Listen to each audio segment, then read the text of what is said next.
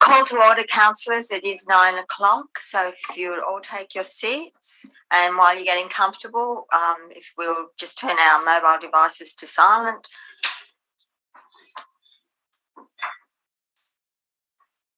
So thank you. Please note that we continue to require pre-registration and limited numbers in line with our COVID guidelines. So welcome everybody to our May 2021 Kempsey Shire Council meeting. Welcome to our community members, our staff that have joined us today in chambers, our local media person from the Argus, Ruby Pascoe. And Ruby, I believe this is your last council meeting. We wish you well and thank you for your commitment to the community. You've been here nearly every council meeting, and we'll follow what you do. I think you're going to Port Macquarie, so thank you, Ruby.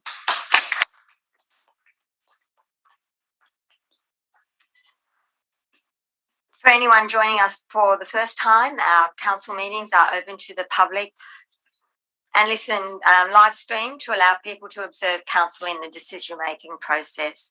And it's a regulatory requirement to advise everyone present that your attendance is taken as consent, that your image and or voice may be recorded and broadcast to the public via live stream. Any other visual and or sound recordings of meeting requires prior permission, and the decision to allow must be an unanimous decision of council. Council will break at approximately 10:30 to allow councillors and staff a short break.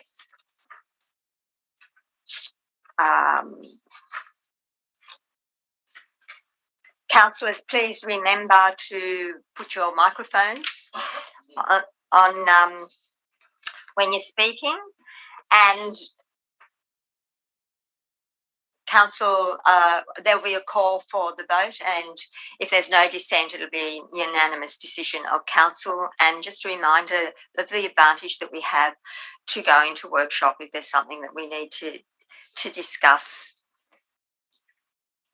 So welcome councillors again, and welcome to our staff, our general manager and our directors. We will begin in the usual item number 1, which is our opening prayer. Dear Lord, help us in our deliberations today so that our decisions will be for the greater good for the whole of the Kempsey Shire. Amen. Amen. And council acknowledges that this meeting is being held on the traditional lands of the Dunghutti people. Item number 3 is our apologies and applications for leave. We have one apology from Councillor Ashley Williams. Thank you, Councillor Shields, seconded by Councillor McGinn. We all in favour? Any dissent? There's no dissent. That's being passed. Item number 4 is the confirmation of minutes of the meeting dated the 20th of April. Thank you, Councillor Patterson, and seconded by Councillor McGinn. Any dissent? Oh, Councillor Morris has his light on. Madam Mayor, I'd just like to move an amendment, and that is under item 9.1 on page 11. I didn't vote for that item, although I'm recorded as having voted for it. And when you look at the YouTube video, unfortunately, you can't see how I responded because I was out of screen. But if you look at what was up on the screen at the time that the vote was taken, my name was in the against column, whereas in the minutes, it's in the for column. Thank you. That will be corrected. I'm sure you do, yeah. Councillor Horval. Madam Mayor, I'd like to move an amendment, please. The amendment is to the mayoral minute, and I would like to add this. Councillor Horval was speaking to the recommendation and was interrupted by Councillors McGinn, Campbell and Patterson, contrary to 10.29 of the Code of Meeting Practice, which states all councillors must be heard without interruption and all other councillors must, unless otherwise permitted under this code, remain silent while another councillor is speaking. Do I have a seconder to the amendment? Thank you, Councillor. Thank you, Madam Mayor. The Code of Meeting Practice is very prescriptive in helping council to debate. We have rules and they are there to make the smooth running of a meeting. When someone as a councillor hears something they disagree with, they should pick up their pen or pencil and write it down, in my opinion, and then they have a right to speak against what was just said. But it's become common practice recently to interrupt a person speaking, and I would like that rule enforced, where unless there's a point of order, and that's the only exception under the Code of Meeting Practice, unless there's a point of order, the person speaking should not be interrupted. So I would like that stated in our minutes, because that is what happened, and it's very clear on the Point of order, video. Madam Mayor. Yes, councillor. Would this change any decision made by council? Through Madam Mayor, no, it won't change any decision. And if this were to become common practice, staff would certainly have a fair job on their hands on tracking that, because it's quite common that other councillors speak when other councillors are speaking. Yes, it is. And I believe that the chairperson has the right to interrupt or speak at any stage. The point of order, though, I won't accept, because the speaker is speaking for his amendment. So continue, councillor. Thank you, Madam Mayor.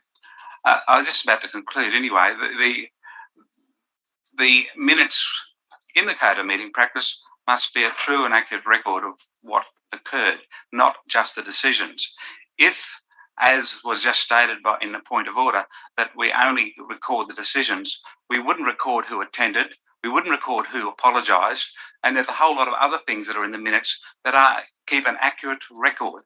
It records people, councillors leaving and returning to council chambers. They should be there because it then informs the people reading the minutes in the future of how decisions were arrived at. So I'm saying we should be putting this in here, and just because it's not custom and practice, it should be there because that's what happened. So I suggest to my fellow councillors, you've got a choice now. You can speak against my motion or amendment, or you can vote in favour of it. Thank you, Thank you. councillor. Is there any dissent on the amendment? The amendment's been lost. We're back to the original motion, which has the amendment. Madam Mayor, I'd like to move another amendment. Thank you, please. councillor. The amendment is in the mayoral minute about the points of order.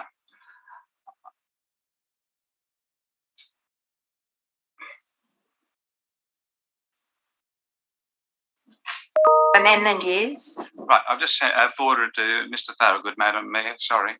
My amendment is basically putting the points of order that were already there, but adding the other ones. Point of order raised by Councillor Campbell regarding comments made by Councillor Horval. The chair upheld the point of order. That was right at the beginning. The point of order raised by Councillor Horval regarding comments made by Councillor Patterson. The chair upheld the point of order. Point of order raised by Councillor Horval regarding further comments made by Councillor Patterson. The chair upheld the point of order and directed Councillor Patterson to apologise to Councillor Horval. Councillor Patterson issued a mitigated apology. Point of order raised by Councillor Morris that Councillor Patterson had not apologised. The chair upheld the point of order and requested for Councillor Patterson to apologise to Councillor Horval correctly. Councillor Patterson apologised to Councillor Horval. Councillor Patterson left the meeting at 9:29 a.m. Point of order raised by Councillor Shields regarding the conduct of councillors in the chamber. The chair upheld the point of order, reminded all councillors to be mindful of their comments. Councillor Patterson returned to the meeting at 9:32 a.m. That's my amendment, Madam Mayor. Do I have a seconder? Thank you, councillor Morris. Madam Mayor, the video of that event where I was interrupted and points of order were put up quite repeatedly stopped the flow of me speaking to my points about the mayoral minute. I tried my best to put over my point of view in a calm fashion in respecting the rules of democracy that should be operating here in our meeting. And our meetings should respect other people disagreeing with us. I was not allowed to finish much of my speech because of interruptions. And I find that very stressful. And I would like council to understand we can respect each other's disagreements without what happened in that council meeting. I have watched the video on YouTube of this council meeting at that point. And what I have written in my amendment is an accurate reflection of what happened. We aren't required to make it less than what it was. We're not required to make it more than what it was. If we wanted to make it more than what it was, I could have put in the amendment what was said by certain councillors, which was not respectful to me or to our debate, our democracy that is operating in this chamber. So my assessment and view of those YouTubes is what I have put there. If someone wishes to disagree, or as in the past someone says, I don't remember that, well, I invite those people to move procedurally that we watch that clip, because it will show you that exactly what I've written is what happened. Point of order, Madam Mayor. Point of order. Thank you, Councillor. Councillor Horval seems to appear to have forgotten that his comments were actually offensive, and that was the reason why councillors reacted in that way. It was not about debate, and it was not about us not disagreeing. It was actually offensive. Belittling what he was council saying. staff. Point of order, Madam Mayor. I won't uphold your point of order, Councillor McGinn, purely because Councillor Horval is putting forward his motion and his amendment, and we're not debating whether it's good or bad or what actually happened. So continue, Councillor. Madam Mayor, I've just raised a point of order. Councillor Patterson spoke without seeking your call. Councillor Patterson, would you apologise, please? I apologise for standing up for our lovely staff, Madam Mayor. Thank you, Councillor. Continue, Councillor Horval. A very good demonstration. Thank you, Madam Mayor. I believe we should respect. Madam We should Mayor, respect- for that comment. Thank you, which was Councillor rude. McGinn. I accept that point of order. Continue, Councillor Horval. Madam Mayor, being interrupted while you're speaking can only happen, according to the Code of Meeting Practice, if there is a point of order. Amendment, I am. not to what as about what happened at the meeting. You're not speaking for or against or why what the Code of Meeting Practice is. So if you could just stick to your amendment. Thank you, Madam Mayor. I'll try to do better. Thank you very much. So what I'm saying, and I was saying before the point of order was raised, is that we have video recording and I've watched it. If someone here, and I'm repeating myself because of the interruption, the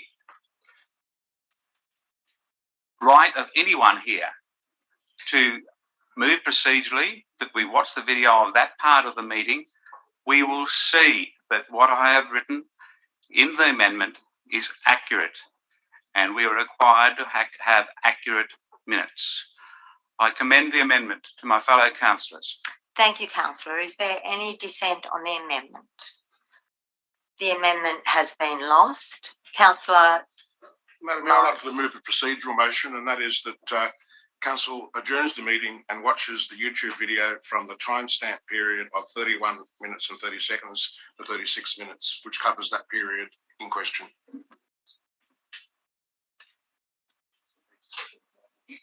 you need a seconder. It's been seconded. Second for a procedural motion.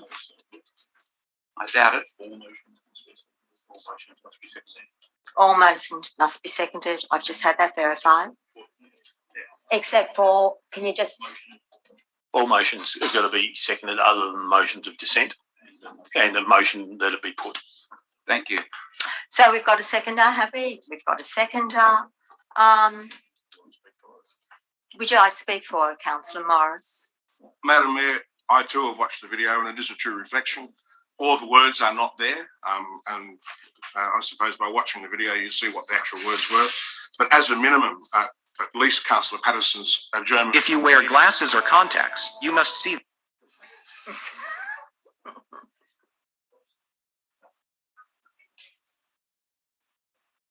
So we've got We sorted out the technical hitch. As a minimum, I believe the fact that Councillor Patterson left the meeting room should be recorded. I did also move a point of order, which, Madam Mayor, you said at the time that you were thinking along the same lines, and you upheld that point of order and directed that Councillor Patterson provide an appropriate apology. I believe that those matters should be recorded because they were actions that were taken or decisions that were made by you as the chair. Thank you, Councillor Patterson. So we have a procedural motion. Is there any dissent from the procedural motion? The procedural motion has been lost. We're back to the minutes.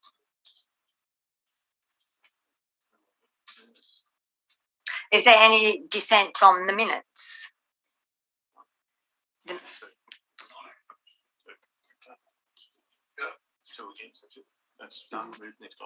Okay, the minutes have been accepted. Thank you, councillors. Can I We're just- now on the Chair, can I just make a comment? no, councillor. Sorry, we've moved on. Any disclosures of interest? Yes, ma'am. Thank you, councillor McGinn. Just that I'm friends with one of the people mentioned in the confidential legals, one of the parties. Thank you, councillor. Any other councillor? Thanks, Madam Shield. Mayor. A non-significant, non-pecuniary interest in 11.1, the Kempsey Regional Saleyards. We are a stakeholder. Thank you, councillor. Item number 6, which is items passed by exception. But before we move that item, as was suggested before, we're going to take any withdrawals first. Thank you, councillor. Sorry, Madam Mayor. I'd like to withdraw 9.3, please. And 9.7. 9.6 as well, I'm sorry, I have an amendment there. And the two items, 11.2 and 11.3, which I have questions and are confidential. So Thank I you. can't ask them here. Thank you, councillor. Any further? Councillor Baxter? Are we at the point where we can ask a question? No? Yes, you can ask questions. Oh, It's unless they're on the confidential, but they're On- withdrawn, so that's okay. so 9.4 has not been withdrawn. No, it hasn't. Could I just ask the question of the director? In my rough edition, I'm looking at a bit in the sorry to make it clear. I'm looking at the grants report in the quarterly report. There's the last attachment is the grants report. And in my rough calculations, I'm looking at $147 million worth of grants. And besides praising the staff for getting us that $147 million on top of what we've got to spend, can I just ask the director, is that a cumulative figure, or would that be a correct cumulative figure for the term of the last 4 years, or would the cumulative figure for the last 4 years be higher than that? Through you, Madam Mayor, not quite sure of how you've calculated that, Councillor Baxter. I'd need to add it up. Yeah. It's if you've added up the first column, I think, which is No, I've added up the grants received column. right. Okay, yeah, because I think we have previously provided some sort of update, I guess, in relation to the total value of grants, which is as reported in our financial statements.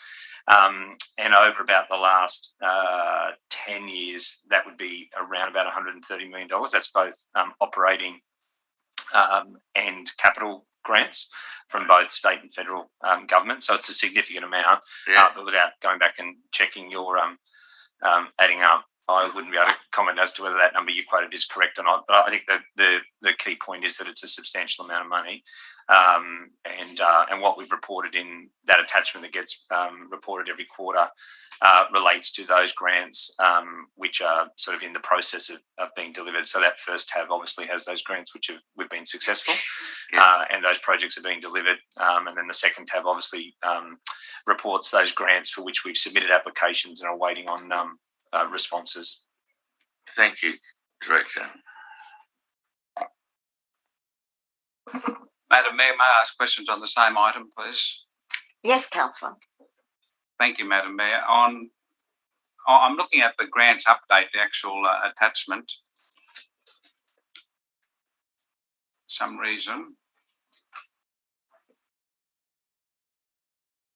Oh, here we go. On which page is this coming up on? Oh, it's on page 1. It's talking about the grant for Crown Reserve Improvement Fund program. It's 4th up from the bottom of page 1. I just was wondering if that's accurate. It says the second column talks about what's it doing at the control of tropical soda apple in the Macleay River catchment area. So is that the area upriver from BELLBROOK, or what particular catchment area is that grant talking about?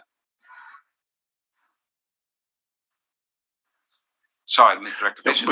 We might take that on notice and come back to you, Councillor, just to get it really clarified, the specific area it's for. Right, so I'm just wondering what it's not the downriver area. That's a different. We'll come back to you on that. Thank you, Mr. General Manager. On page 6, it talks about a grant application awaiting outcomes or in the application phase, and it's got the Bushfires Local Economic Recovery Fund, South West Rocks Library and Community Hub. Then in the third column, the scope of works is the design and construction of a multi-purpose facility at South West Rocks, which will include library, customer service kiosk, community meeting areas and study areas. What line are you on? Oh, it's 4th up from the bottom on that page 6. Sorry, I apologise, Council. On page 6 is what I'm talking about. We've applied for, according to this, a grant of $3,396,470, and we've estimated the cost of the land to be $2,158,000. Is that the only land we could put that on in South West Rocks at this time? Through Madam Mayor, the second figure Councillor Orville quoted, the 2.158, that's actually Council's contribution. I don't see where that actually specifically says it's for the cost of the land. It does state that further in the land value of the pro site. Yeah, that's the land value of the site. Now, there are other sites. That is, to meet the grant time frame, we needed to select a site, and that's what we've actually done at this point. And as discussed with councillors at briefings, we have outlined that there are some potential other options which we would look at with the funding body should we be successful. So there is a possibility, Mr. General Manager, through you, Madam Mayor, that we could find another site for a new design if possible. There are other sites that would take that area that council would have. There are some potential other sites that we're continuing to look at. Right, and if those sites are valued less, we're actually making a profit on the deal. Or is that part of the grant application that we must put in that amount of money? If council were to find and choose another site and we were successful, we'd have to look at the funding makeup and negotiate that with the funding body. Okay. Thank you very much on that one. And finally, on page 8 of the document, we've had an unsuccessful grant application, Fixing Local Roads Round 2. It's the 5th one down. and it's Yarraville, Haven Crescent, Hillview Drive and Airport Road rehabilitation. And yes, Councillor Patterson, I live on Hillview Drive. You might have been able to say that, but I will acknowledge it straight up. But on our operating plan, we've got Haven Crescent as being listed for a rehabilitation in the coming year, if that goes ahead. So if unsuccessful grant applications, we can reapply if other funding grants come up, is my understanding. We would have to change all those numbers if we took out Hillview Drive, which was being done under our operating plan. Mr. Fish. Yeah, through you, Madam Mayor. Hillview Drive's not within the 21-22 operating plan. Haven Crescent is. The non-success of this grant won't impact what you would have seen in the draft 21-22 operating plan. Sorry, Director Fish, I understood that. What I'm saying that normally if we have an unsuccessful grant application and it seems like another funding grant is coming up that would do the same thing, we can reapply. We'd have to reapply but reassess everything because Haven Crescent is in the operating plan. Through you, Madam Mayor. Yes, yes, that's correct. That's what we do all the time. Okay, so the possibility of reapplying. Thank you very much for answering those questions. Councillor Morris. Just one that came up as a consequence of looking at that that attachment. On page 6, the Southwest Rocks Library and Community Hub is listed twice. One about 1, 2, 3, 4, 5, 6, 7, 8, 9 down from the top, and again further down. Is there any reason why that's listed twice? One shows the 2158 council contribution and one doesn't. Would pick up. Mr. Mitchell, through you, Madam Mayor. Councillor Morris, they were applications through two different funding streams. So that there so are one was two grant applications. Two grant applications. That's why they're listed separately. Thank you, councillors. We now have. Madam Mayor, may I ask some other questions, or you want to proceed? That's okay. Sorry. I didn't see your light on. Thank you, councillor. Right. Questions on the lease of the Southwest Rocks Tourist Village, which is 9.2, Madam Mayor. Yes, councillor. Your question? The recommendation that we will pass in the items passed by exception if we vote that way talks about the recommendation the council in its capacity as the Crown Land Manager of Southwest Rocks Holiday and Leisure Reserves Trust sign the lease agreement of 30 years plus a 10-year option with the with INA Operations Proprietary Limited. My question is a simple one. At what point does council have to affix the council seal to such lease arrangements? Yeah, through you, Madam Mayor, council doesn't have to affix seals on leases. You don't? No. Okay. Right. Thank you. I thought maybe that was an answer. Thank you, councillor. Your next question? Yes, on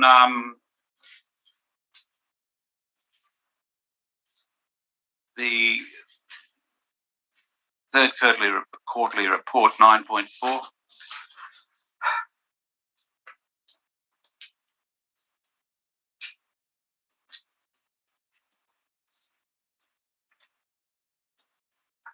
Could you explain again why the on page 18, it's in the documents, but I'm not too sure of it, why there are low employee cost of $0.7 million? What's happening there? Through you, Madam Mayor. That comment, Councillor Hall, refers to an adjustment that was made in this, obviously within this March quarterly budget review. And so there was savings that we're making in terms of our own staff. There's costs that were factored in terms of delivering some capital projects. We've got vacancies that means that those projects will potentially be delivered in other ways. And so in terms of looking at our forecast for the full year, we've reflected that year-to-date trend in terms of the salaries and wages costs. Thank you. On page 26, if I may. It's a table, operational plan 2020-21 quarter 3, and it shows how far we've gone with actions to achieve those plans for the quarter. There are 174 of that 222 actions commenced.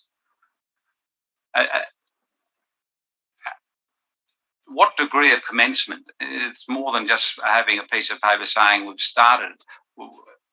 Is there a percentage along the path to having achieved the action for it to be put in the commenced, or is it just we've started it sort of thing? I'm just wondering how far along the road we've got with those 174. Through you, Madam Mayor, that'd probably be a different answer for each of the 174 items, Councillor Horval. So it depend on each of the items. Some of those items are ongoing actions, so they're not a project as such, which would have a start and an end date. Others would be just ongoing deliverables. And for others, which are projects, that could be just that the project's completed without going through every single one of the 174. And you'll have a different answer. So essentially, if the staff member or the manager is responsible for that item has actually commenced that project, then that's the way it's been reported as part of this reporting. And obviously, the others that are reported separately in the exception report are ones which have either deferred and haven't started at all, or ones that we've actually noted that haven't commenced. So no action at all has been taken on those. Right. So the surprising thing there, Director Mitchell, was the fact that you're saying that some of these actions are ongoing and will never be completed. Is that? No, that's not exactly what I said, Councillor Hall. Sorry, so I misinterpreted. No, so if you have a look at the operating plan, there's a whole lot of items which we are certain deliverables, so providing customer services. So that's not a project. That's something, a service that's been defined that we provide, and if that's listed as an item in the operating plan, it's something that we'll do. 365 days a year. So it doesn't have a defined start and an end date, as does a project, which is by nature has to have a start and end date. Right. So some of them will never be completed, and that's why that percentage is so high. Well, no, because you're providing that service all the time. So yes. It's just a definition. Yeah, through you, Madam Mayor. What will happen at the final wrap up of the budget and the reporting on the quarterly plan is that those that have been operating that are more of a service than a project, they would be seen as completed at that end of year, so they'd be recorded as completed at that point, and they'd commence again from the 1st of July. Okay. So the report would actually reflect them as completed at the end of when you get your final year report. Okay, thank you very much for those answers. One final one, Madam Mayor, if I may, on the proposed road closure, 9.5.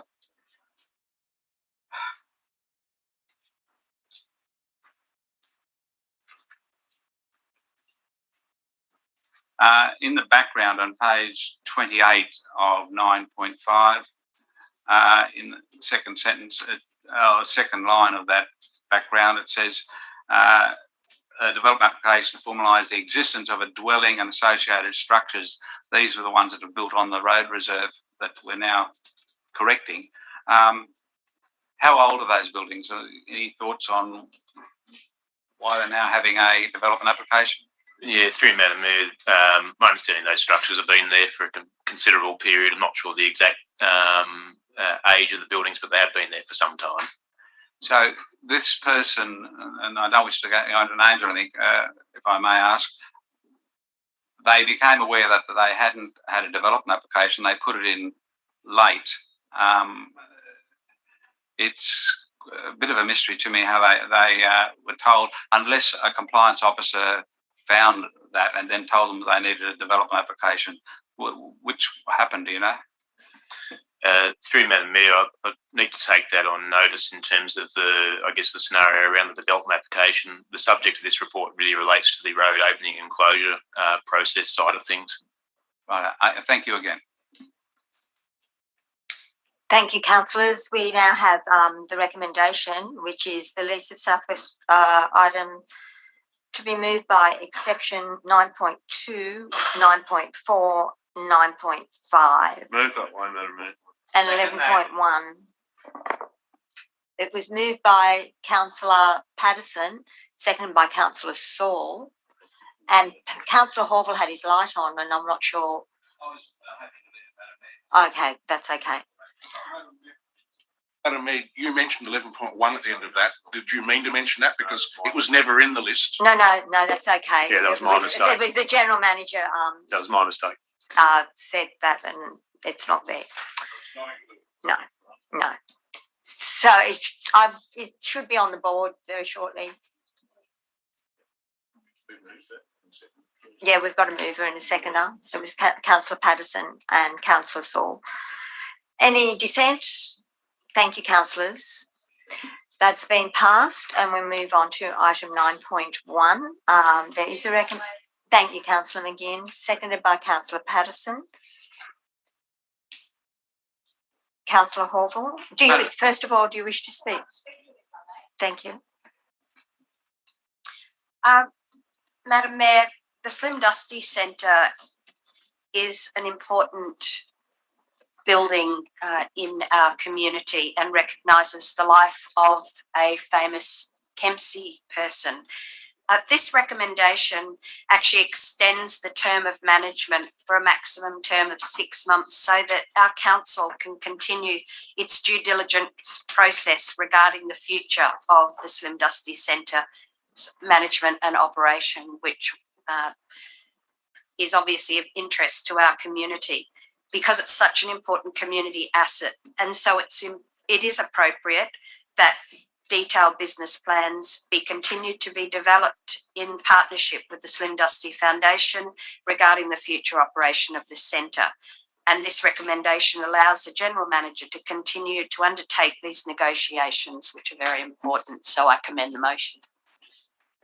Councillor Horville. Madam Mayor, I just had a question, please, about on page 8 and key considerations. And I think we should look at all of them, I guess.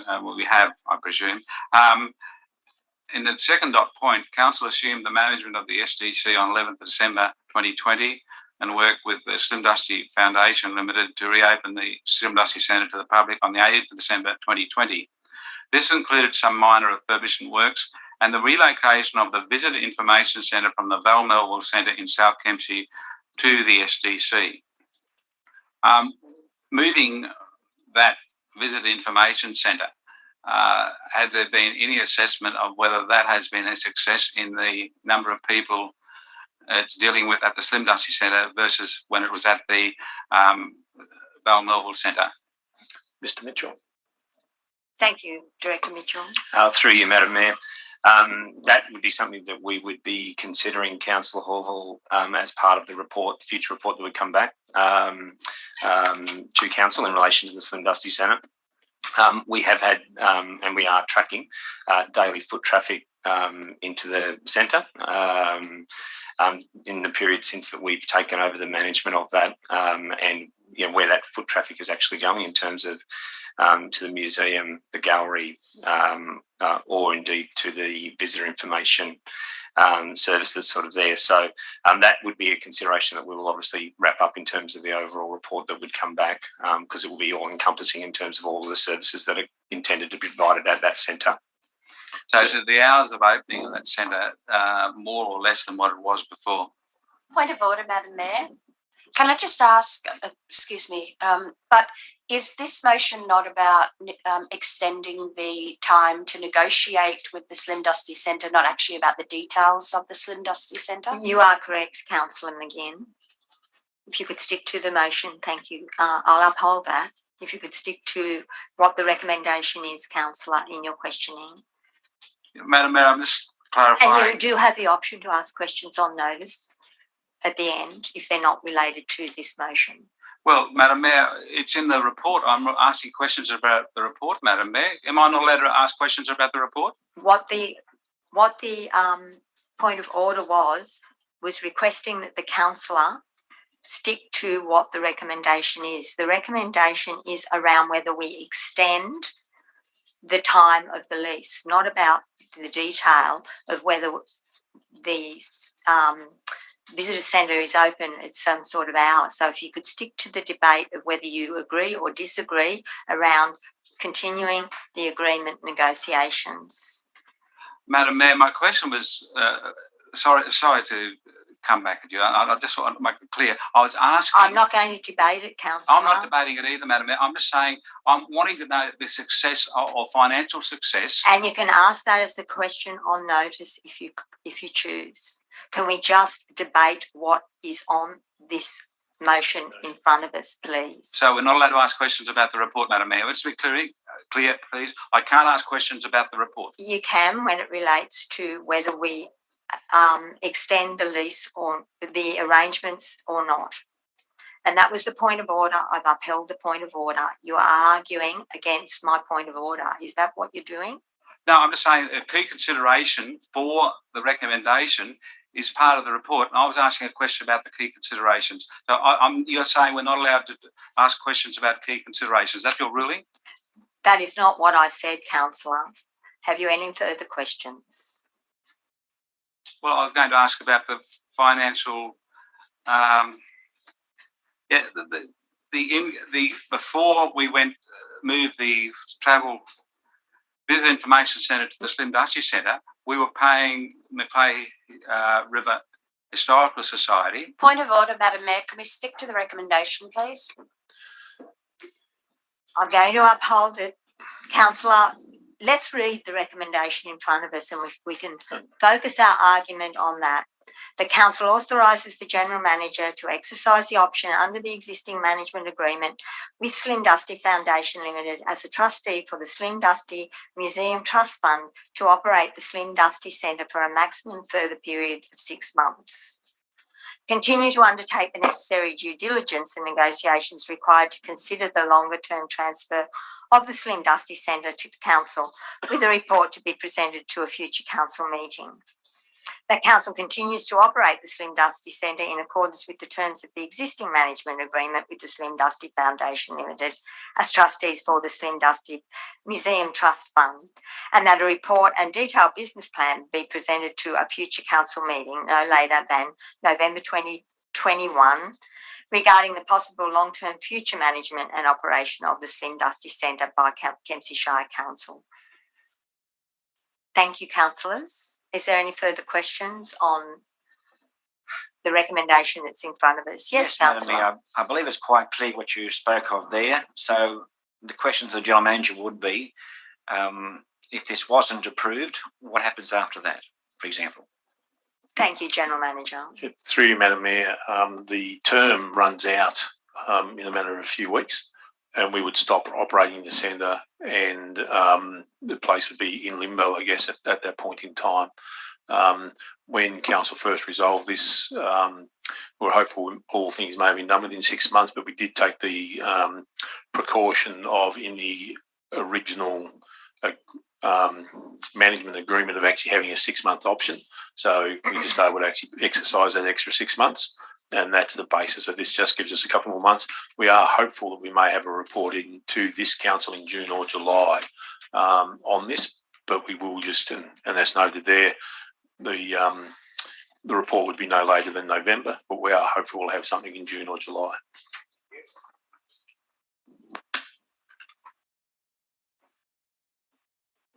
Is there any dissent on the recommendation? Oh, sorry, Councillor Morris. Madam Mayor, question to probably the General Manager would be the most appropriate. Assuming this is approved, what is the likely ongoing cost to Council per month for the running of the centre, which we should have some idea of because we've been doing it for the last 6 months? So what is the anticipated financial burden on Council as a result of this?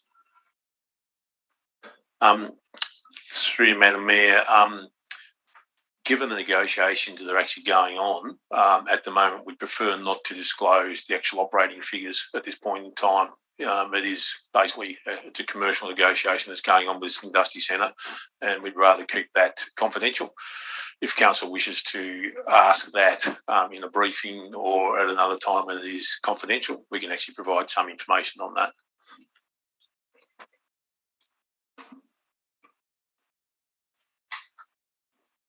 Thank you, Councillor Morris. I suppose just to ask, is it possible for us to be told whether it's likely to be a positive or a negative cash flow for council? As we've said all along, these facilities, whether it's this one or any of these, they're generally in public ownership because they simply do not make money. They lose money. They're very expensive buildings to run, and we've been upfront that right all the way along that we don't anticipate that this facility would actually generate any income. It would actually be making a loss year on year. Councillor Horval. Madam Mayor, I'll be speaking against the motion. The recommendation. We've had a speaker for, yes, Councillor. I'll be speaking against it because I would like to have my vote informed by information, and according to the decision, I'm not allowed to ask questions about the information provided. So I'll be voting against it because I am not fully informed. Thank you, Councillor. Madam Mayor, just a question on that Yes. issue. Could a councillors be informed if they attended a briefing session and asked those questions? Through you, Madam Mayor, council is aware that we have briefing sessions twice a month, once before the council meeting, normally the first Wednesday of the month at those, and we recently did a detailed briefing on the Slim Dusty Centre for councillors who availed themselves of that opportunity. I'd just like to ask a question. Is there any other information that you'd be aware of that I would need to consider that would be useful for me to know whether we extend the option that we already had agreed to or not? The only thing I'm sort of interested in is the negotiations haven't been completed yet or reached an agreement, and there's more time needed to do that. The purpose of the report is to give us that time to finish that negotiation with them. But we wouldn't present you with a report where we didn't believe you had all the information and that you could make an informed decision. And certainly councillors receive these a week before or thereabouts before the meeting. If they have questions, they can actually ask staff prior to that, and there's also the briefing prior to the meeting where they can actually ask more information as well. Madam Mayor? Thank you, General Manager. I just need to clarify. Just one last question. Yes, Councillor. But the issue would be that I suppose the councillors wouldn't be able to be recorded on TV. Point of order, Councillor. That was not a question. Is there any dissent? Oh, Councillor Baxter, you'd like to ask a question? Just speaking for the motion, Chair, I just remind fellow councillors that this recommendation is to give the staff 6 months to bring us back a business plan. That's the recommendation. To give the staff 6 months to bring us back a business plan. That's the recommendation, nothing set in concrete, no long-term commitment. Thank you, Councillor. Is there any dissent from the recommendation? Councillor Horval, thank you. That's been passed. Councillors, we move on to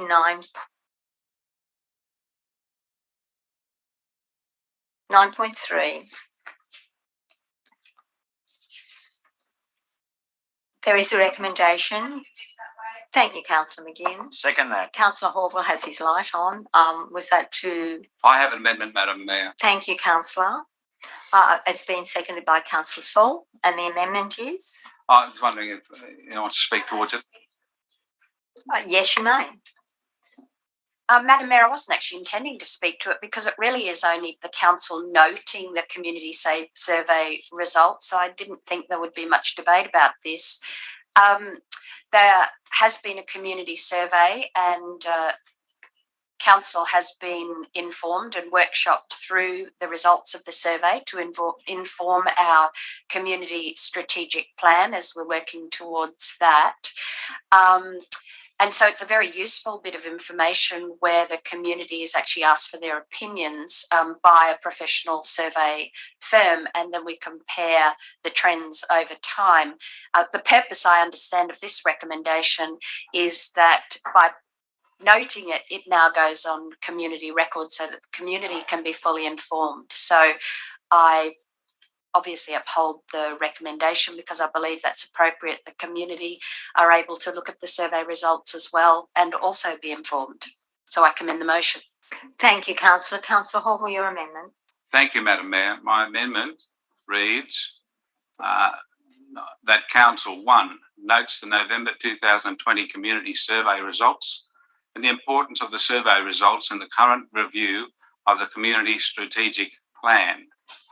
2, not undertake any promotion or push polling of alternative names, which would be a waste of time and money, flying in face of the survey results of 84% of the community satisfied with maintaining the name of Kempsey Shire Council. And it's, thank you, Mr. Thorogood. It's now up on the screen, kind of.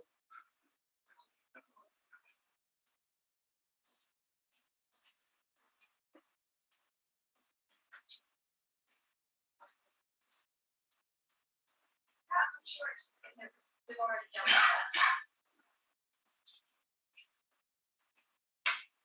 This is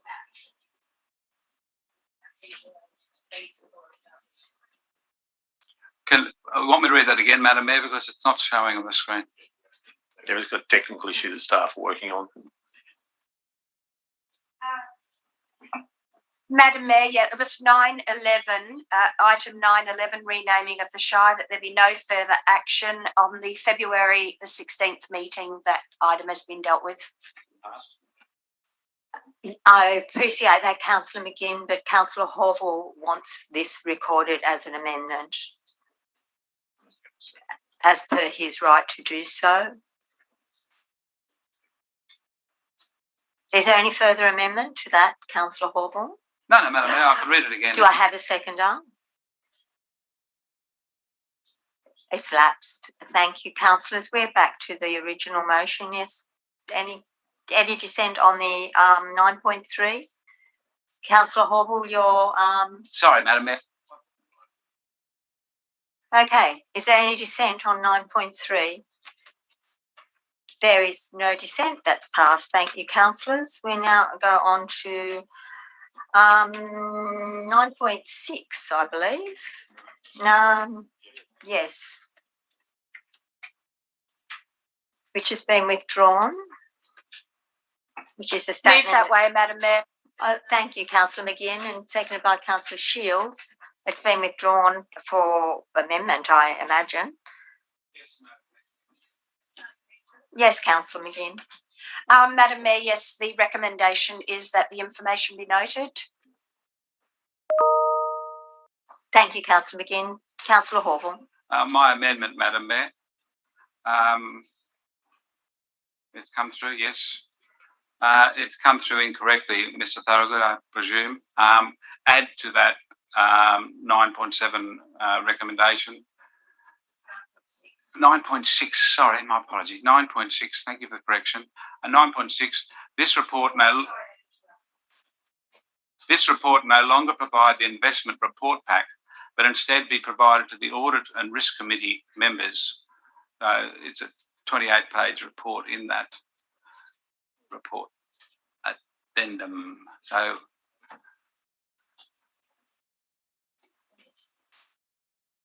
if I could be second, I'll speak quickly to it, and then I could be corrected by Director. Just a moment. You had a question, Councillor McGinn? Madam Mayor, isn't it a legislative requirement that the statement of cash investment must come to the council on a monthly basis? I'm not talking about that. I think the council was talking about the report pack that's at the back, the amendment, which I think was asked for to be included. He's now saying, no, we don't need to include it, just provide it to the Audit and Risk Committee. Is that correct, councillors? Yes, it's all Greek to me, Madam Mayor. I need someone like financial expertise to understand it, and I could ask 5,000 questions just on the first page because I don't understand it, and I don't know why councillors being given that information pack. It's very high finance. I'm sure Director Mitchell knows them back to front and loves those numbers, but I don't, and I find it very hard to read. Thank you, I just asked the General Manager. Thank you. Through you, Madam Mayor, certainly one of the things the reason for doing this is one, it's to provide the councillors with some level of detail, but also to provide the community with some level of transparency in relation to the activities of council and the financial situation of the council. particularly in relation to its investments and where they're sitting and how they're tracking. We believe it's an important thing that actually the community see. If it goes to the Audit and Risk Committee, it's actually confidential. And again, there's opportunities, and I'd continue to encourage councillors to attend the briefings, because at those briefings we can provide you a lot more detailed information on these items prior to the council meeting. Thank you. Councillor McGinn. Madam Mayor, just a comment really, I suppose, but You Audit probably committee- close to okay, I'll debate. close debate. Audit committee only meets quarterly anyway, so the timeliness would be lost on these reports if it came in a quarterly manner. That's why I think they're presented to council on a monthly basis. But I would encourage any councillor that doesn't Actually, understand you're a correct. We report- haven't got a seconder for the amendment. Do I have Oh. a seconder for the amendment? So It's can I actually the close debate? amendment's lost. Yeah, the amendment lapsed. But yes, you can continue your speaking for or your comment. I'll just close debate by saying, or repeating what I just said very briefly, that audit committee only meets quarterly, so the timeliness on the reports would be lost in that this is a monthly report and it would be 3 months late, the first month of the report, obviously, in the cycle. The other thing I would encourage council is if they don't understand report to seek training, because it's very important to understand the financial position and would be appropriate due diligence for any councillor in executing their position and correct decision making. It's not all about politics. We do have to be responsible financial managers. Thank you, Councillor McGinn. Is there any dissent on item 9.6? That's been passed. Thank you, councillors. We're now on 9.7, which is the Crescent Head petition, which there is a recommendation that Procedural the motion, Madam Mayor. information be noted. Procedural motion. That way, Madam Mayor. Just a moment. There's a procedural motion. Madam Mayor, I'd like to defer this report to the June council meeting, because in the report we don't get told the number of people who have signed the petition, and that is part of our code of meeting practice, which states in 23.20 requires the number of signatures, and it also doesn't comply with 23.21, which is a copy circulated to councillors. So until those two things happen, I think we should defer the petition report until the June council meeting. That's my procedural motion.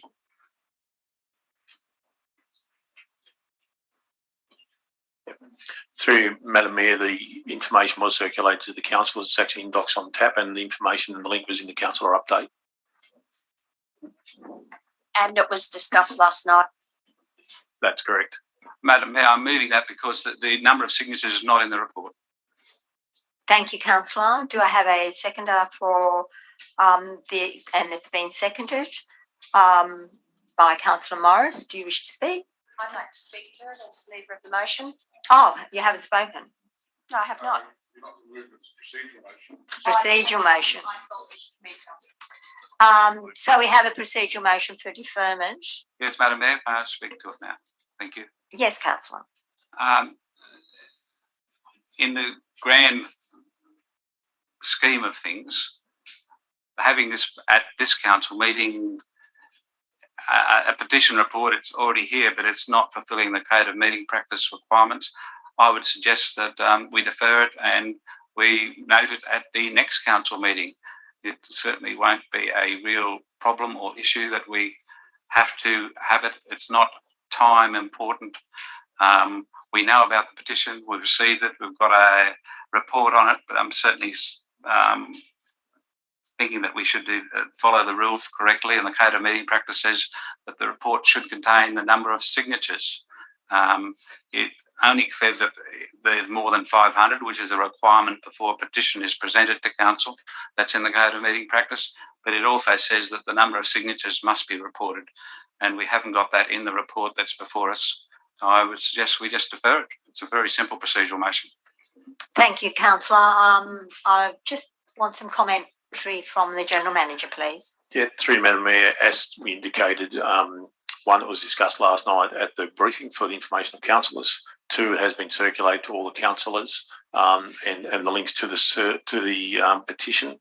The report notes the nature of the petition and it indicates that there are more than 500. It doesn't specify a specific number that is acknowledged. It is up to the councillors whether they wish to defer it over that minor technicality. Thank you, councillors. So, yes, councillor. Just a question, Baxter. Chair.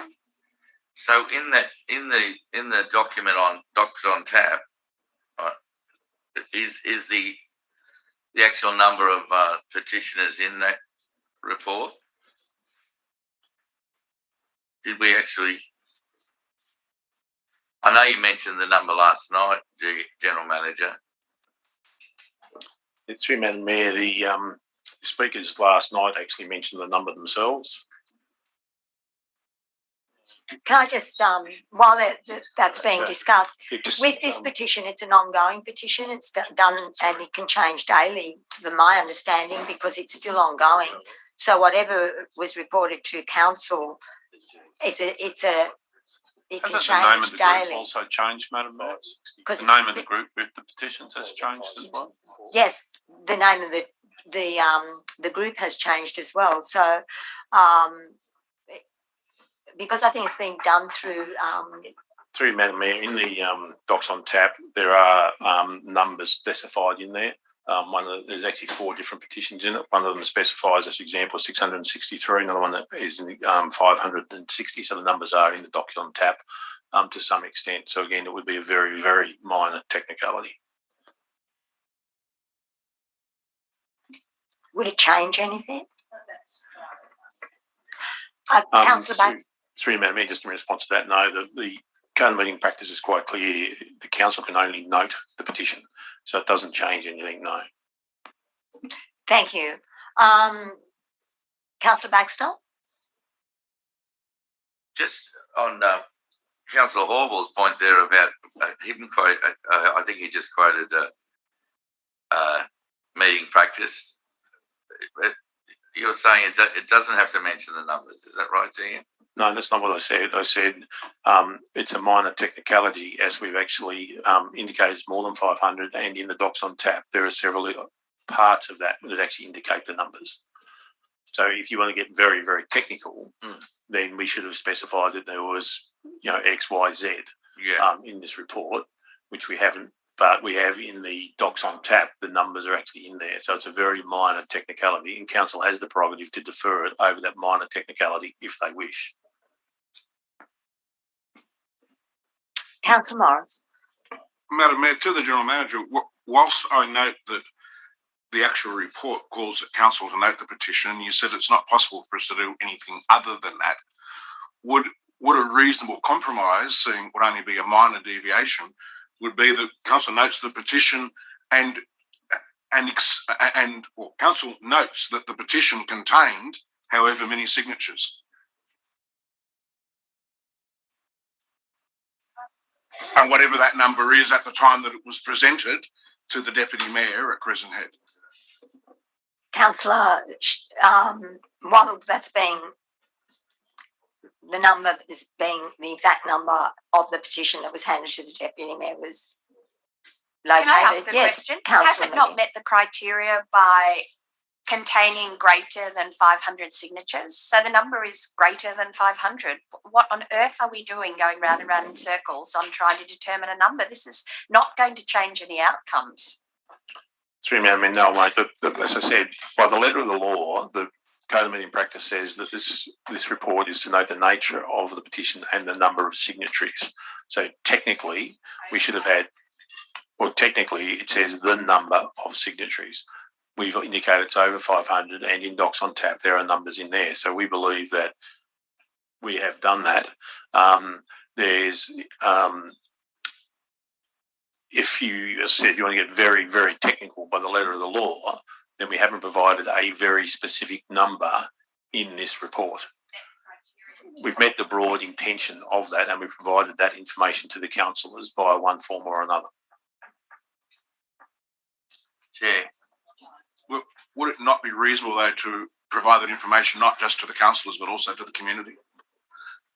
If councillor choose that, yes, we do have the number. So we have the number as of today because the online ones, that's off us today. Okay, that's what was submitted. So the number is 8,243. 7,020 of those were online. So what rather than deferring it, what Councillor Morris is suggesting is that we put that council notes the petition of X amount of signatures. Is that what you're proposing? Can I ask what the point of that is? Because it does talk nothing to the quality of the number of signatures. So that might be just say one local person and 7,000 something or other international online from anywhere in the world. I mean, it's actually irrelevant, the number. It's about the quality of the submission. And I think by meeting over 500, it's done it. You're going to move the motion on this is a procedural motion, so you need to vote on the procedural motion. Procedural motion. So I'm just going to give Councillor Baxter. So this is irrelevant. The procedural motion is we defer it. Yes, yes, correct. We've got to just stick to what we're doing here. The procedural motion is for deferment, and which has been moved and seconded. Councillor Baxter, do you want to talk about deferment? I want to speak against the procedural motion. What? No, okay. Okay. That's enough. We're going to have any dissent on the procedural motion for deferment.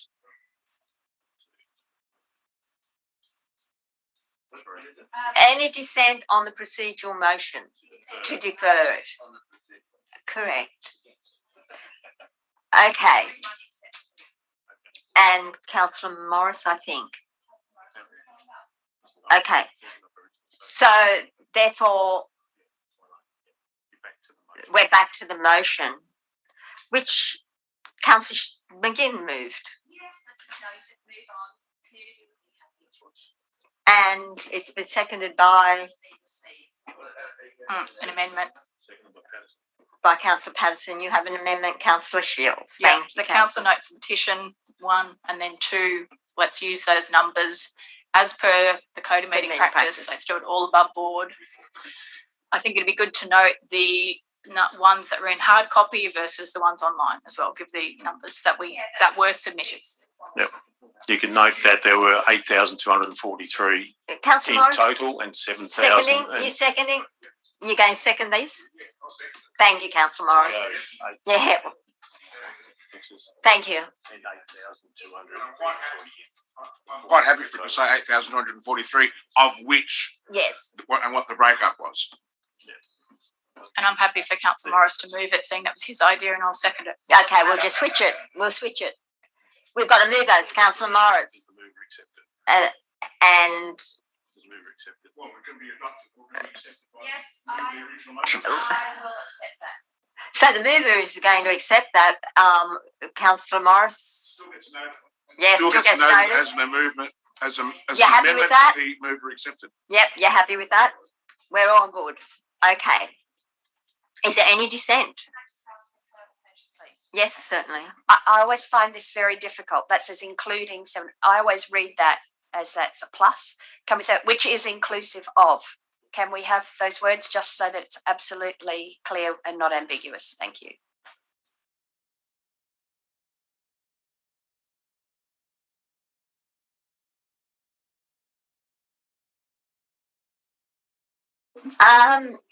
Okay, is there any dissent? Madam, is there another one of like not dissent but frustration? Can I put that? You can defer. Not defer, you can abstain. Okay. Any dissent? No dissent. That's been carried. Thank you, councillors. Item number 10, notices of motion on questions on notice. Councillor Baxter, there is a notice of motion. Thank you, Chair. Regarding this motion, I seek your support, fellow councillors, for the recommendation. I ask for indulgence. Oh, I do need a seconder. Councillor Morris, thank you. I ask for your indulgence. Thank you, Councillor. I ask for your indulgence in giving the stakeholders in stage 3 of the Crescent Head domain plan, the traffic management plan of the foreshore Crescent Head, more time to consult about the best possible plan for the future. We face a tsunami of domestic tourism that is expected to persist for many years to come. Combined with the general increase in population over the years to come, it is essential that we look to the long term regarding any planning decisions. Our wonderful council staff have had us focusing on long-term strategic planning. A wonderful change from the decision making on the run. The COVID crisis has changed our economic and social landscape. It is anything but business as usual as we sit here now. For this reason, I feel we need to devote more time to getting the long-term strategy for Crescent Head as best as possible.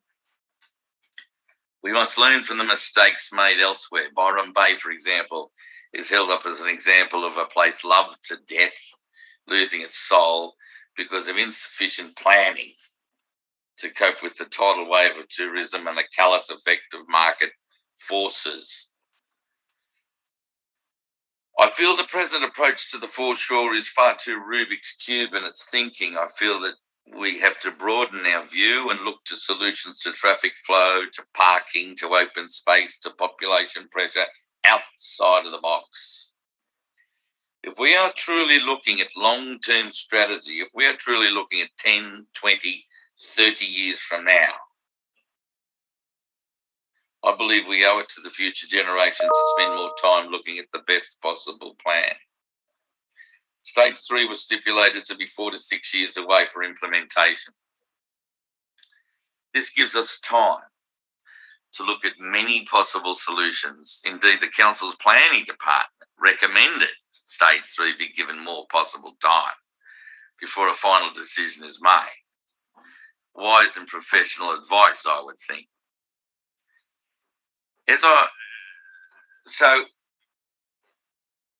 I asked fellow councillors, and I remind Councillor McGinn and Councillor Shields that one of the best things I have learnt from sitting here with them over the last 4 years is their relentless mantra of don't make policy on the run. They often would pull up the council and say, hang on, let's not make decisions on the run. And secondly, I would remind the councillors that if we are going to look at, you think back 30 years, what this valley was like 30 years ago. Now, if we're going to be making decisions for 30 years from now, I think we've really got to put some hard thinking into it and look for a best possible plan. We've got to think holistically. We've got to think long term. And so all I'm asking the fellow councillors is, as this motion is asking, is just a bit more time to think outside the box and possibly get a better solution. We've heard feedback. We've heard petitions. We've heard about the different points of view, and I think, as Councillor Shields beautifully said yesterday, everybody's got a perspective on this. But the trick is, as elders of our community, the trick is to try and get everybody on the same page and get everybody unified, or as many as possible, and get the correct or the best possible plan for the future. That's all I'm thinking about. Hopefully we'll still be talking. We'll still be alive 30 years from now. But anyway, Councillor Patterson. Thank you. That's it. Thank you, Madam Thank Mayor. you. Yes, Can we move into workshop, please? Okay. Do I have a seconder to move into workshop? Thank you, Councillor Shields. Is there any dissent to going to workshop? No, we're in we'll move into workshop. I'll take Councillor Patterson first. Even though it's less formal, I still wait for me to call with your light on. Yes, Councillor Patterson first, then Councillor McGinn. Thank you, Madam Mayor. I'd put an amendment to Councillor Baxter, and I would be putting this forward as an amendment or a foreshadowed motion. And it reads, noting the October 2020 resolution of Council with regard to the adoption of the CRESCENT public domain plan, which included adopting in principle the foreshore car parking option A as a preferred layout. That Council staff include additional car parking radiating around the foreshore and drop-off areas of the layout in the plans, and seek further parking solutions to increase accessibility and connectivity as part of the detailed design phase. And doing this is giving Council direction to move forward, giving Council direction that we do need more parking. We can't just take away parking and not have an answer for what we're removing. We need to address that as an issue. When stating that staff include additional car parking radiating around the foreshore area, which means that Council will have parking allowable, a certain number of parking allowable on the foreshore area looking towards the ocean. That with this, Council, us as Council are giving the staff a direction to move ahead. I do believe that we've had enough community engagement on this issue. I do believe that now that we know our direction, that isn't going to happen for 6 to 8 years, but at least with this, we can move forward and we may be able to accept grant funding or apply for grant funding. So we have a basic plan to move forward with. At the moment, we can't go back and start again and start again and start again. We're here to make this decision, and I do believe with this we're moving forward with the issue of car parking at the CRESCENT foreshore. I do think that Council has taken on note that we would like a holistic idea of a plan which involves the club, the camping reserve, the surf club, and the car park. So I do believe that Council has taken that on board, and in the next 6 to 8 years that we will move forward with this. Thank you, and I look forward to. I hope that Mr. Baxter, Councillor Baxter, maybe will accept this into his. Okay, Councillor McGinn. Oh, thank you, Madam Mayor. I wanted to make a comment because Councillor Baxter referred to a quote that I often use about making policy on the run. And I just wanted to ensure that he understood that this actually, I don't believe, is making policy on the run. There has been considerable consultation, and therefore that process has been comprehensive, and option A ended up being the decision. So I would reject your notion that in this case, this is policy on the run. But I do agree with you that it is important that we do not do policy on the run.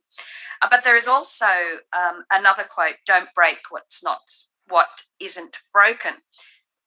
What I do want to say about this is the plans can nearly, though, always be tweaked and improved over time. And this was an in principle plan, not a detailed design plan. It was a concept plan. So I would expect anyway in due course when we actually come to drawing up the detailed plans that there would be perhaps new considerations in due course over time because things come to light and, discussions in the community continue to inform the detail of plans. So I actually can live with and agree with Councillor Patterson's amendment because I think that that's exactly what this does do. And what I'm hearing from people, and I'm at Crescent Head every week at least, is that the car parking is a concern to them in the long term. So I do believe that this amendment does actually meet the brief and tweak an already good plan to improve it. I would actually say, if I could further enhance it, I would simplify it to just put, to remove the actual part about the radiation. I'm just trying to read it in small, about radiating around the foreshore and drop-off areas. I would just simply leave it to say, seek further parking solutions to ensure accessibility and connectivity, because that allows council to think outside the square, Councillor Baxter, as you so like to refer to. So I would simplify this so that it's not as prescriptive in case an even better tweaking comes along. So I would suggest that your amendment just removes the words, I think it is, staff include additional car parking radiating around the foreshore and drop-off areas of the layout in the plan. I would remove that and just ask that staff seek further parking solutions to ensure accessibility and connectivity as part of the detailed design phases. I think that could probably actually create a better long-term result for everybody and allow us all to work together to a good final outcome. So I would agree with that position if we were to go that way. Councillor Morris. Madam Mayor, I'd just like to express that we approved in principle, so I honestly thought that at some stage it would come back to council with a tweaked design. It's been on numerous occasions been stated, no, it's been adopted, and the in principle means that it's adopted and we're going to do it. I agree with the intent of Councillor Baxter's original motion, although I have some concerns with the application, because if we get grant funding, we don't want to have to hold up the project, or we can't really apply for the grant until we've got the tweaked design. I've got concerns with Councillor Patterson's proposed amendment in as much as I believe we need to at least work with the community to some extent. The community have indicated they want to work with us, and I believe we need to be working with both factions, those that are for and those that are against option A. Personally, I believe option A swings the pendulum too far away from where it is now. Where it is now, I can't support that either. I think we need to find the middle ground somewhere. And one of our speakers last night spoke about compromise and the need to compromise. And because of where it is now, we have got so much division in the community. I would hate to think of having to manage that division for the next, how long? Is it 4 or is it 8 years, or it might even be 10 years before this happens? We need to satisfy the community and give them some voice. There's a good saying, you can't please all the people all the time, but man oh man, we seem to have created considerable division, and as a council we should be bringing the community together, not dividing them. And we can't bring them together if we don't have them to have some say, or to accept that this needs to be refined and have the community have some say in that process. How we massage it around to satisfy those dynamics, we really need to put our heads to it. It needs to be some involvement with the community, but that needs to be in a controlled way. But it needs to be enough to have the community believe that they are being listened to, and we need to explain why we can't do some of the things they might want, or why we can do some of the things that people want. Can I just ask a question, Councillor Morris? In that about working towards the middle ground, and if we've given the organisation the direction that when they're doing the detailed design to come up with other solutions, to look at other solutions, that would then give the opportunity for more engagement with the community. I don't believe we can have a car park designed by the community, because we'll never get. So it's where we get to that point. I'm not suggesting we have the car park designed by the community. Councillor Patterson said he believes there's been enough community engagement. We don't need to go back out to the community. I believe we need to go back out to the community. We need to let the community know we will be redesigning this. There will be a compromise solution, and we will be coming back out to you with that compromise solution before we determine which way we're going to go ahead. And that is a communication exercise. Yeah. Rather, because I don't know that there'll be any new information that will come back with talking around what the solutions are at this point.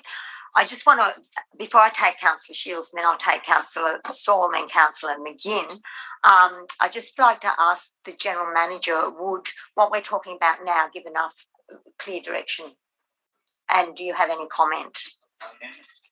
Through you, Madam Mayor, just listening to the council comments and the feedback that's been received over the last couple of months, I think some of the wording, and I may even be able to suggest a couple of modifications to what are there, but like if you continue to note the 2020 resolution of council with regard to the adoption of the Crescent Head public domain plan, which included adopting in principle the foreshore car parking option A as the preferred layout. Staff seek further parking solutions to increase connectivity and accessibility as part of the detailed design phase, including some element of foreshore parking. I think if you word it something like that, that gives the staff a clear direction that we need to look broadly across the CBD area about the connectivity and accessibility of car parking generally, but also acknowledges that there needs to be some element of foreshore parking built into whatever that design actually is. So that sort of tweaks around, I guess, a combination of those things, but gives staff a clear direction that as we go into that detailed design, we look broadly at that, but there will be some specific element of foreshore parking in there as well. Director Thorogood would be able to include that wording in the. I'll send it. I'll give it there. May we see it on the screen, please, to reread it?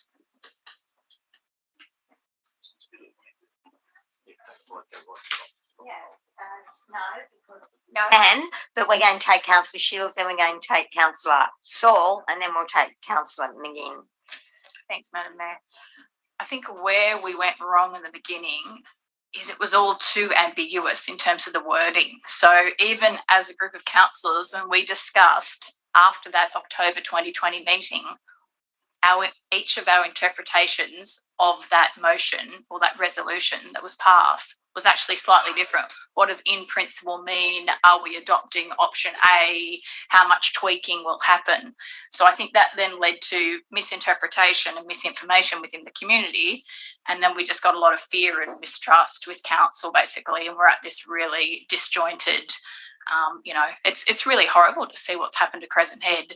Not only this issue, there are many issues in Crescent Head that have divided, I guess we could say. But yeah, it's sad to see that it's gotten to this point now. But I definitely think along Councillor Morris's lines that, yeah, we need further engagement. I think when it comes down to it, we're directing council towards option A. However, there are still so many factions, or there are so many users of the foreshore that option A doesn't actually suit at all. And we could put our token 10 car spaces back in, radiating around there, but that's not what the community wants. That's not something meaningful. We need to find the balance or the compromise between those people that want increased green space and those that actually need parking adjacent to the beach for whatever reason, whether they're elderly or disabled or, the weather conditions are not suitable. I myself have done it many times, parked the car, sat there, had a coffee in the car without actually getting out and really enjoyed watching people surf. So I think you've still got to address that element of people who actually want to use the car park for that purpose. And I just feel option A, we're not finding a compromise in that. I really think we need to redesign the car park without directing everyone towards option A. I think we can do better. The other issue is if you do reduce the car spaces or the car parks in that area, already Crescent Head is so congested. The traffic movements in Crescent Head do not work, and we're not addressing that. And then we're going to take away car parks. We haven't got a solution of where additional car parks are going to be. You're just going to add to the congestion of the traffic around Crescent Head because people are going to be looking for additional car spaces elsewhere. So I feel like we're talking about all this stuff, but we'll find additional car spaces, but we're not actually presenting that to the community. We're not looking at car parking in a holistic way, and therefore that gets people's back up as well. And then we're talking about applying for grant funding. Why on earth would we apply for grant funding to do with this foreshore area? We can't even decide ourselves in what direction we're going. So how are we going to write a good quality grant application when there's so much, disjointed opinion about this? Let's apply for Horseshoe Bay instead, where we've got a great master plan. Can we strike a testimony? A little light humour in there. But I am serious to a degree. Let's do the CBD. We've said we're going to do that, and that's a separate issue. Let's invest the money there, do a great job. But I think we're jumping the gun talking about applying for grant funding for this, because we're a long, long way away from that at this stage, because we haven't found a good compromise solution. Can I just ask a question, Councillor Shields, to get some indication of, have you any suggestions of what way would bring about what you've just said? I think, like you said, we're not going back to scratch to start public consultation again. I think we honestly know what everyone's kind of opinions are as such. I think it's a matter of coming back to whether the planners go back and talk to the consultants or whatever it may be, but I think we've got to find more of a balance within our car park design, and I don't think option A provides that to the extent that the community are probably looking for. And I agree with Councillor Baxter when he said we don't make policy on the run, and the staff actually recommended that they needed more time back then, and they did that for a reason. And yet we jumped the gun and we went, no, option A, because 61% of people agreed with option A. And I think we did jump the gun, and I regret that decision that I made. I think that you probably aren't alone in that, Councillor Shields. So with the wording that we have at the moment, it doesn't satisfy in either way? I think option A scares people in the community, really, and I think we're not going to work with them collaboratively if we go out and basically say, here, we've got a direction that we're going to tweak a little bit. What does tweaking mean? Does it mean adding in 10 car spaces, or does it mean, looking at it in a more meaningful, holistic way? I think we need to take out that prescriptive, we're going towards option A, and look at car parking more holistically. I'm not saying go back to the drawing board, but I'm saying we know the different users and their needs. Can we find more of a compromise within that? And to me, it's up to our planning staff in engagement and communication with the community, and obviously in their work with the consultants as well who designed it. So in what's been discussed so far, does any of the wording you've come up with indicate that? That's all I'm getting at. Yeah, good question. And I don't have the words because I do this on the run generally. But I'll let you think about that. Okay, I'm thinking more towards what Councillor Baxter's recommendation was, like to basically, I think we need to take option A out, because I think that is going to just lead to more defensiveness and fear from the community. And I think that's part of the problem. Just saying, in the amendment, possibly removing that first part of the amendments. Sorry to jump on Councillor Saul. That, just that first part of the amendment, noting that October council meeting, that option A, if we just, that staff include additional car parking or seek further options, like wording from the general manager for the area. So if we just open it up again and take option A out of it. I'm just. We are in workshop, and there's a reason for that. This is a really, really important issue.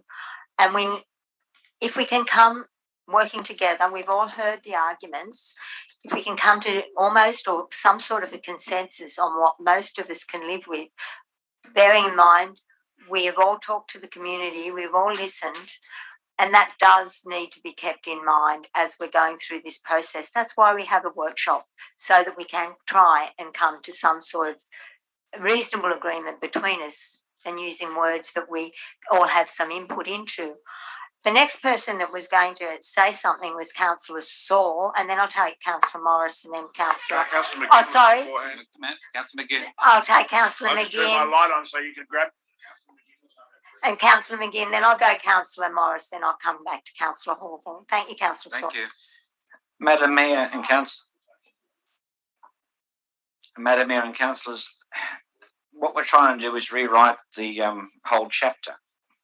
We've had consultation with the community, we've had workshops, we've also received emails from the community saying that what they did and being in those workshops they thought was the way forward.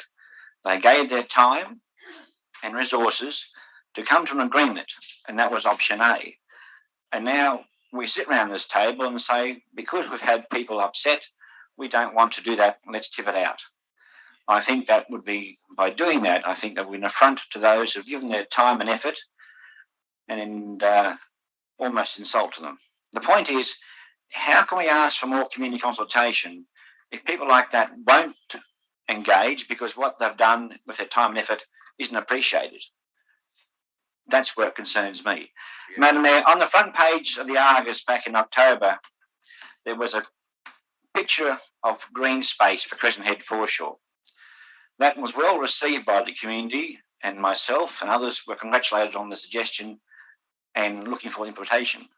If we go back now and say, no, we've had a change of heart, we've had too much aggression against us, let's go back and start again, I think that, again, the community would feel a bit cheated because of what the community expectation wouldn't be fulfilled. So we need to tread very carefully not to disappoint the community. They expect a green space. And if we don't allow enough green space to generate community involvement, community participation and leisure time and leisure spaces, then it's fairly pointless.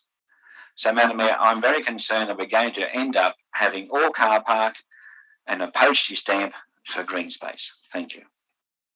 Okay. Thank you, Councillor Saul. Councillor McGinn. Madam Mayor, thank you. I fear we're trying to design it on the run here, and we're all looking for a solution so that we can all be happy and actually do a detailed design here. But that's not the case. This is just a concept plan, and then when the design is actually done in detail, that's when it comes back to council, and council will actually have the debate of whether a car park's here, there, or whatever. That's going to be a point in this journey where a detailed plan is going to come back to council before it's even able to be implemented. So it's not like we have to design it right here and now. I think what we want is a broad, in principle, agreement of some way of moving forward. And I do believe using words like car park solutions is so much better than using a word like, nobody's using a word in the actual recommendation of tweak. Madam Mayor, I'm talking. Point of order, Madam Mayor. I hold your point of order. So that's right, isn't it? That a detailed design will come back to council, upon which council will actually then make a decision at that point in time, and we don't need to design it here and now. So we're going to go round and round in circles trying to design something. Essentially, that's what we're doing, getting down into that.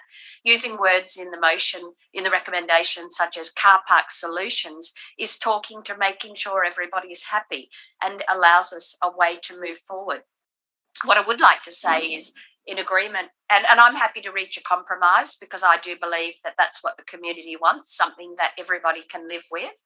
But I am reminded that when a committee gets together, they can design a camel, and then that is not much good to anybody down there if we get it completely wrong for everybody. So there needs to be some more consideration, and I think we should be using the expert people and including our internal staff who are attuned, and some of them live at Crescent Head, for goodness sake, and are very in tune with the community and know what the community wants. I would like to agree with the point actually that Councillor Saul made, and that is we have had extensive community consultation to this point. We've been through a process with a with designers, and a facilitated process, and people have given their time and help come up with something, which is the plan that we actually decided on, are we just going to throw all of that out? I don't think we want to throw the baby out with the bathwater.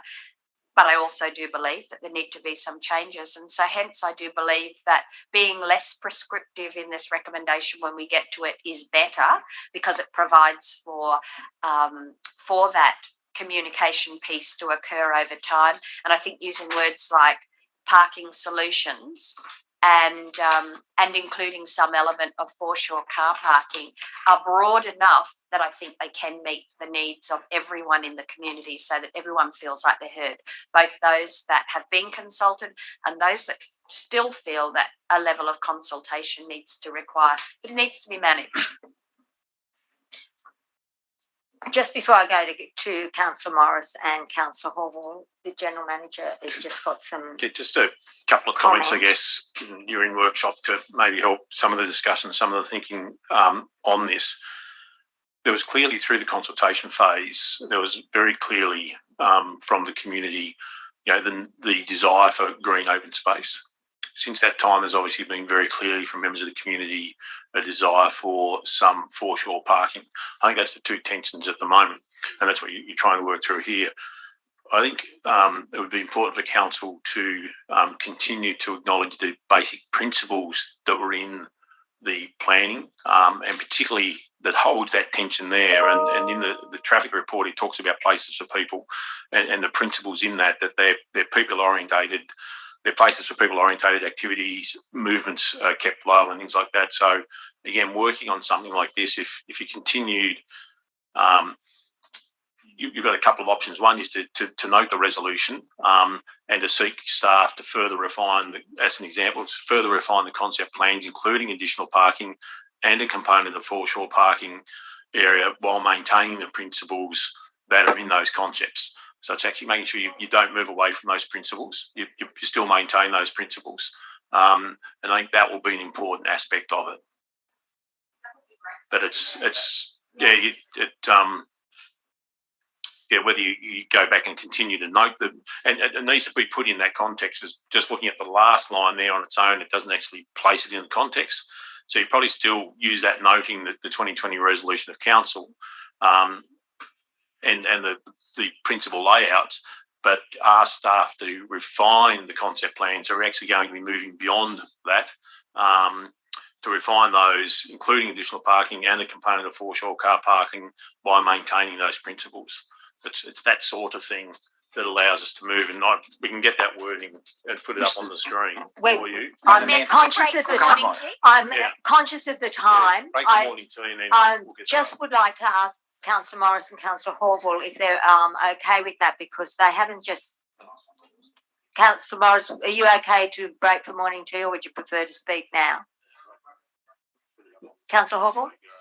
Okay, we're adjourned for morning tea. We'll come back at 11:05.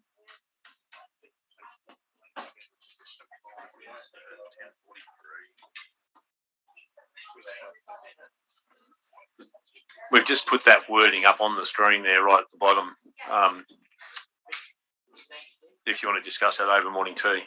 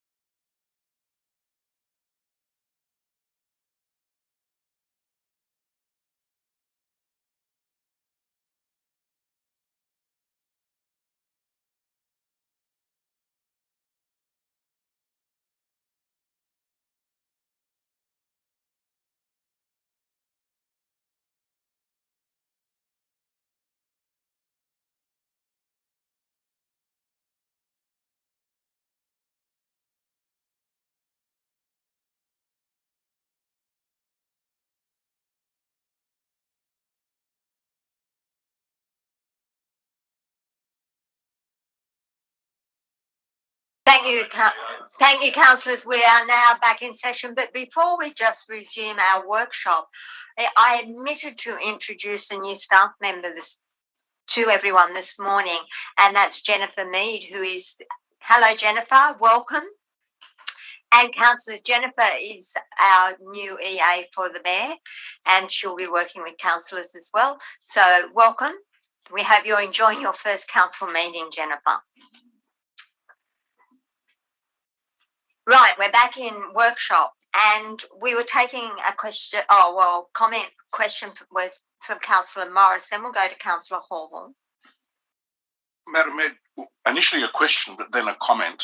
I'd just like to confirm with the General Manager what is the expected time frame before such works will be implemented in relation to the car park. Because it's been stated as 4 to 6, 6 to 8. What is the anticipated time frame from? The time frames, through you, Madam Mayor, the time frame is totally dependent on what budget allocation council allocates to the work, and then what council may secure in grants. So we can't give any definitive time frames to it. We have no budget. Now, I suppose my other comments are that I agree quite strongly with what Councillor McGinn was saying. We can't design it here. We can only give some guidance as to how we design it. I have some concerns with the word, or with the phrase option A being in any of the resolutions, because I believe to get true engagement and acceptance from some of the community members out there, psychologically they won't accept that as being a true variation. I don't know how we put it in some other way, but what we are looking at will be morphed a fair distance from option A. So do we even need to refer to option A and take away that psychological barrier that some people may have when they read it with option A still being included in their recommendation? I also raised the issue, one of the things that's been discussed has been the reduction in the number of car parking spaces, or the change in number of car parking spaces. The only reason why I mention that is because I quite vividly remember, and some of my fellow councillors would, I think it was about 5 or 6 years ago, council added the additional car parking spaces nosing into the current green space, which are unmarked, because of the extent of parking overflow and the problems with parking in Crescent Head. So I think we need to be mindful of where we secure spaces for people to park if we do reduce the number of parking spaces in that area. I very strongly though recommend that we need to be having additional green spaces. Whether we put some words in there at the end, like we're saying within the public domain plans, would it be better if we spelt out, rather than saying within the public domain plans, or if we said within the public domain plans, but specifically enabling places for people, green spaces, and an element of foreshore parking. And I think we need the word compromise in there, and to strive to achieve a better compromise to accommodate, or a compromise to better accommodate the community's desires from conflicting uses. And I think without the word compromise, and I know that the reading of it implies a compromise, but without the word compromise, some people may not read that into it. So I'd like to see the word to compromise to better accommodate community desires. Is there a better word you can use? Well, it's not there, and there's nothing that. But either way, there are. It's going to be very hard to get somebody to accept either. What you need to do is to get people to accept this is better than what I was going to get, or this is acceptable. So, and compromise is really the only word, or a negotiated position. It sounds like no one gets what they want. I'm just thinking. But everybody gets some of what they want. That's all I have to say, Madam, at this stage, and I think we still need to work on it a bit. But we need to enunciate in there what is within the public domain plan. Mutually agreed position. But I don't think you will never get a mutually agreed position, Councillor McGinn, I doubt. So what I'm taking from that, and which I would think would be a good position, is we need to say about and having a green space, an open space, and the parking, foreshore parking, because they're the two tension points and they need to be spelled. Yes. We need to spell those out as the major issues that we'll be looking at as part of the concepts within the public domain plan, rather than sending somebody away to read the public domain plan and they might come up with a different grab bag of things. But these are the main items that we'll be focusing on from those concepts. Compromise. And this is where we get, parking and green space. while we're doing this workshopping around this, what was that? That provides a compromise between the parking and the green space. To better accommodate community desires and connectivity. Can we say, sorry to jump in there, because I think Craig's actually captured it quite well, because he's talking about additional parking, he's talking about a component of foreshore parking, he's acknowledged that we've already, the October 2020 meeting did seek direction towards option A already. What if you said additional parking and a component of foreshore parking whilst maintaining the green space principles of the existing, or, you know what I mean, something to say our existing concept plans were sort of geared towards open green space. That's starting to whilst sound. maintaining the green space principles of the existing concepts within the public domain plans.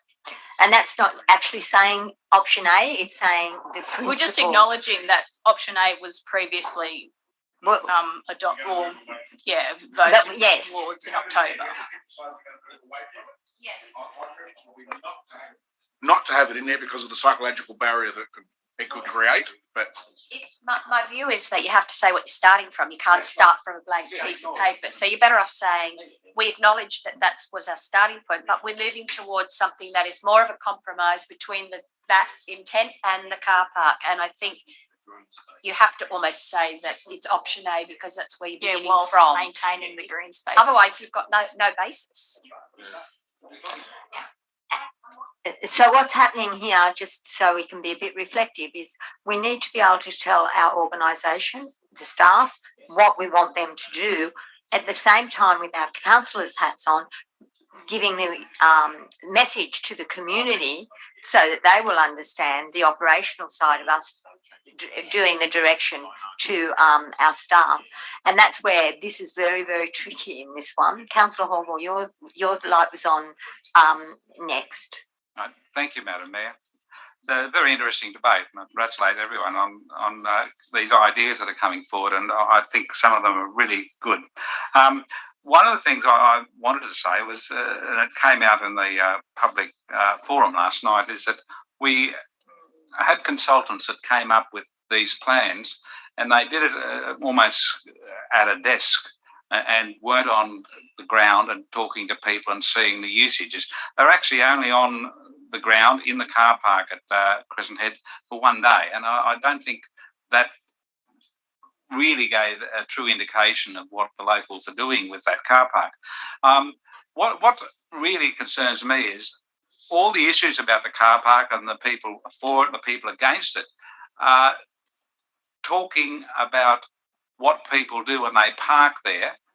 And some of the criticisms are that they park there all day. There's no ranger checking up on them. They reverse in and open their things up and take over the green space with their vans and so forth. What we should be doing is looking towards a part of our plan, because we know for sure that we're not going to be implementing most of this for a long time, for many years.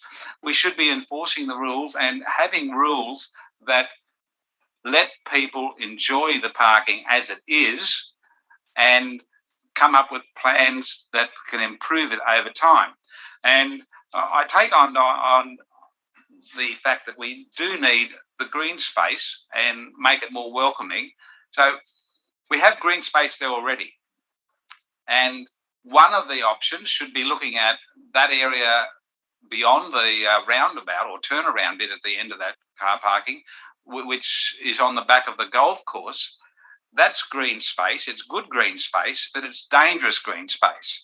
But when you walk along that path, there's golf balls come peppering through you. And but I saw a bloke playing the golf ball from down on the rocks the other day when I was out there, and so it's gone over the path where people are walking. So you're not going to take your families there and sit and have a picnic. So one of the options should be looking at possibly putting in golf ball safe fences so that people can go there.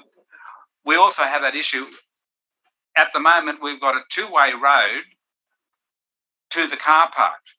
So again, another option. Why not make it a one-way road? So a one-way road that goes around the back of the caravan park and back up onto the reserve road without the right of going back. So you've got nose-in parking at 45-degree angle, as one person out there said, put it to me. So you can only nose in and it's 45-degree angle. They can get their surfboards out the back and not interrupt the flow of traffic. And there's one-way traffic going out and around.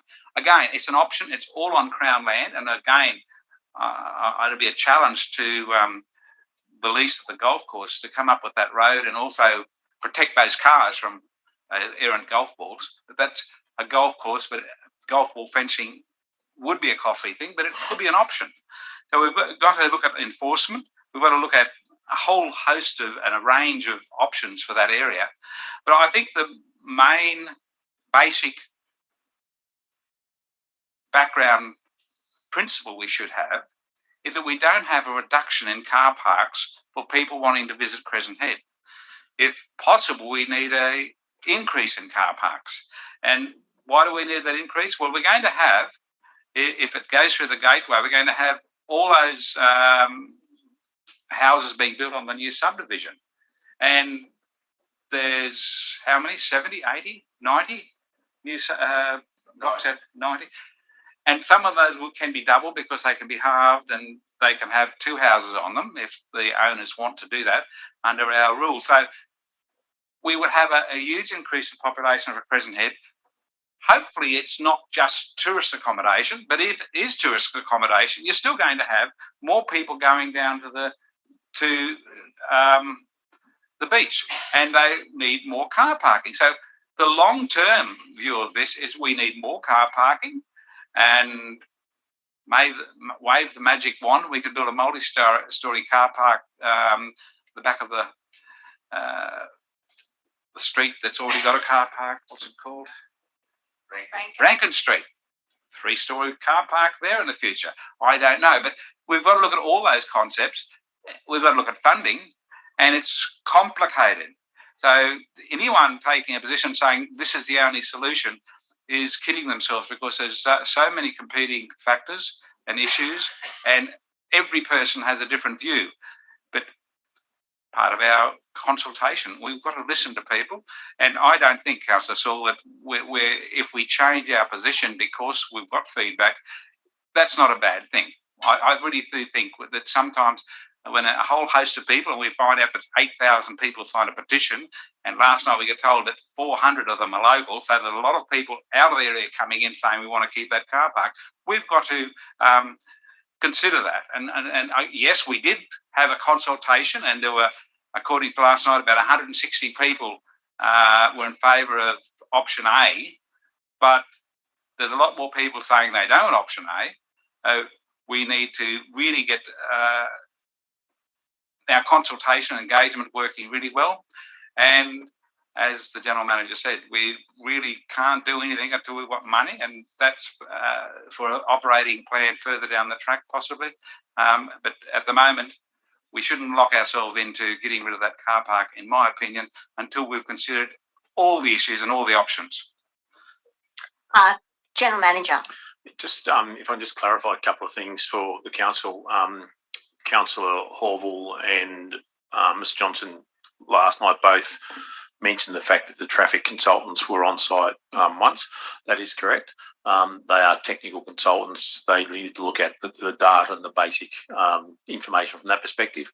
The consultants that actually did the concept plans, however, who were the people that actually came up with the idea, they were on site multiple times and actually had a very, very good understanding of the way the area is actually used. And that's where you always use a team of consultants to bring together, whether it's a concept plan or a detailed plan.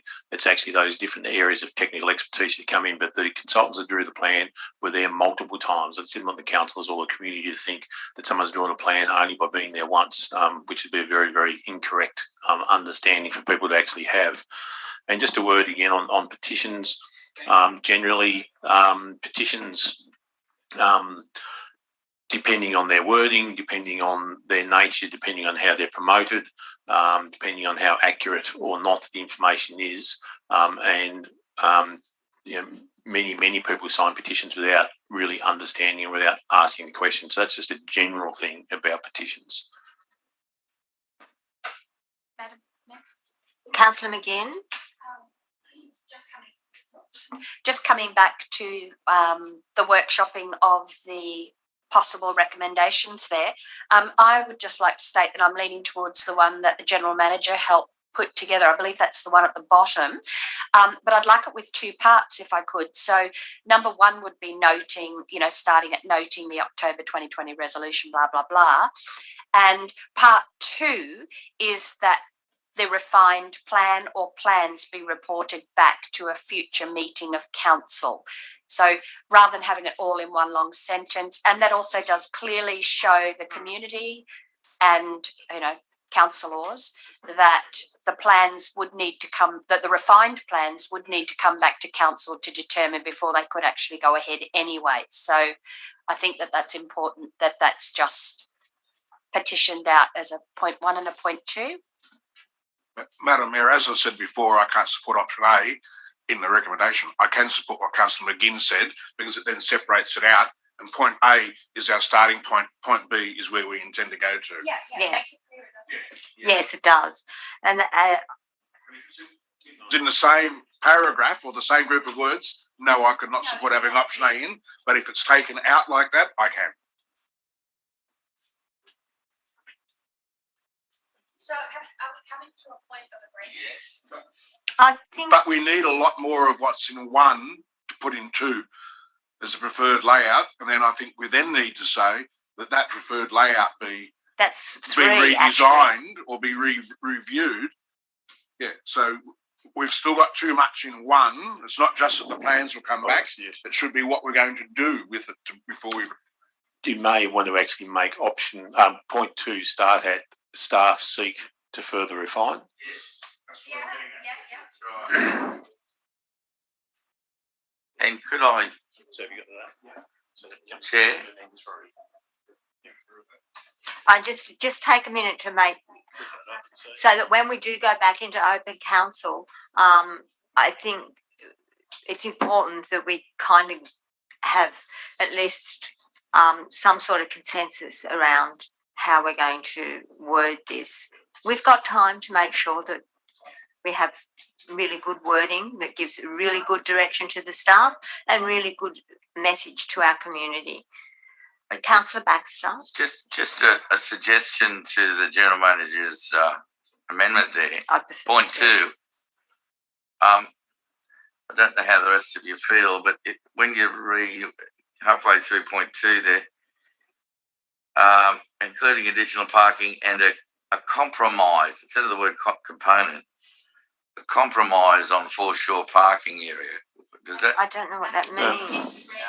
I don't know what that means. Yeah. The from a staff point of view, putting in component means we've got to put something in there. Oh, okay. Yeah, that's much clearer for staff to actually use the word component. And I think anyone reading this would see it as a very clear compromise. Yes, thank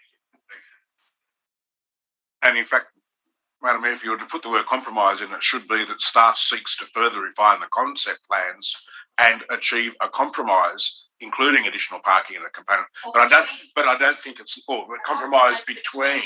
But I don't think it's needed in the context of what's there. That's a good resolution. You want it to be more specific. If we're looking for a compromise, that's where you would put it. And I think we just need to make it succinct and without. I'm not saying it's needed. I'm saying it's needed. Yeah. If you were to put the word compromise, it's not where it was suggested. It's back earlier in the sentence. Yes. I haven't got any lights on. What do you want to do? Just sit here? We move back into council. Thank you, Councillor Morris. Madam Mayor, just a last question, if I may, on that issue. So 1, 2, and 3 that allows for foreshore parking, and it says a component of green space to be determined at a future date. Am I correct in all saying that? So for clarification.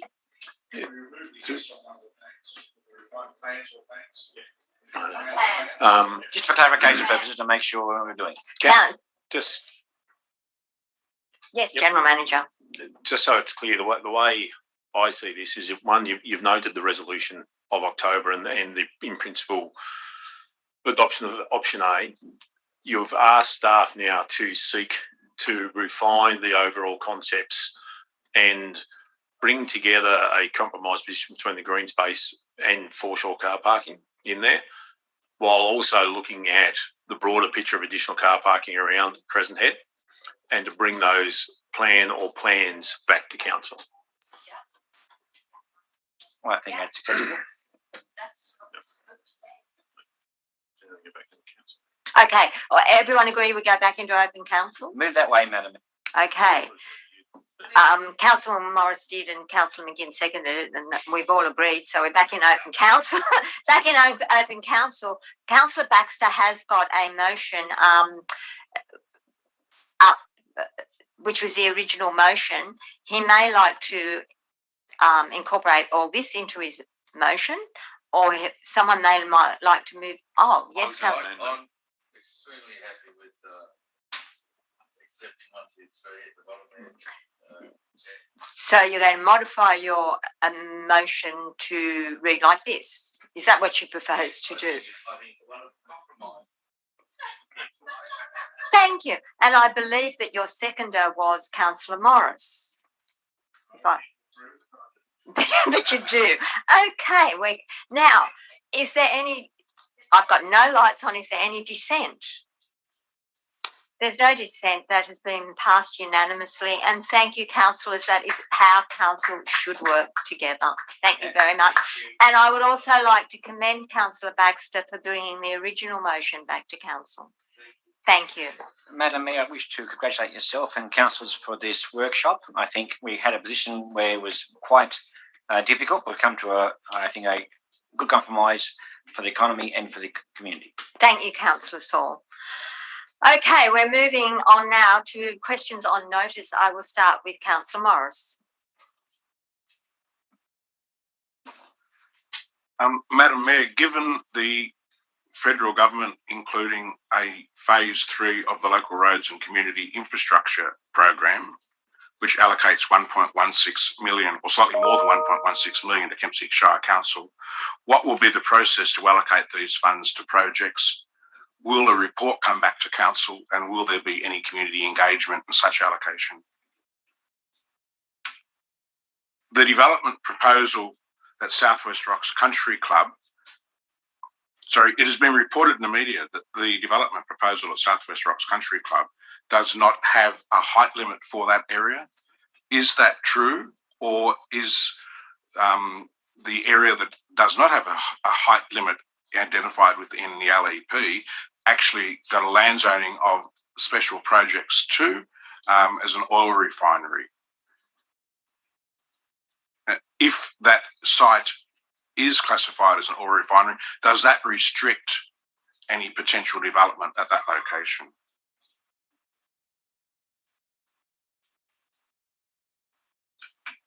What is the indicative costs to council to date for the management of the Slim Dusty Centre?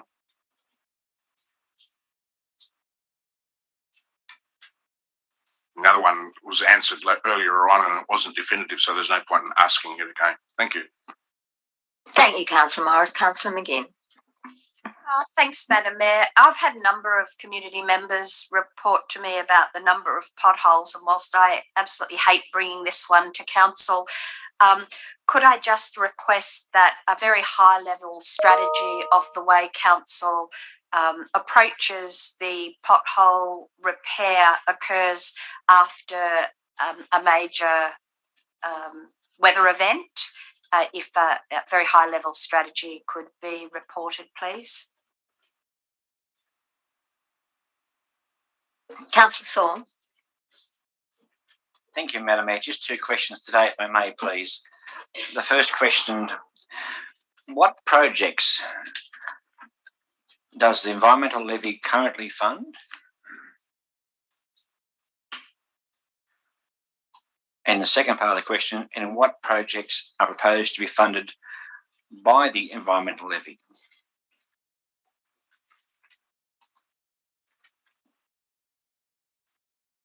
Perhaps the typist catches up.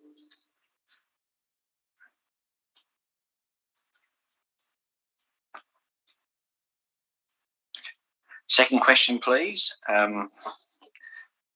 Complaints by residents of 3rd Avenue, Stewart's Point.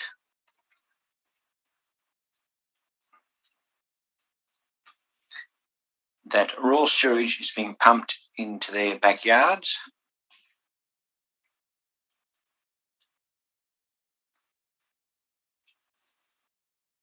Has this been investigated by a council or compliance officer?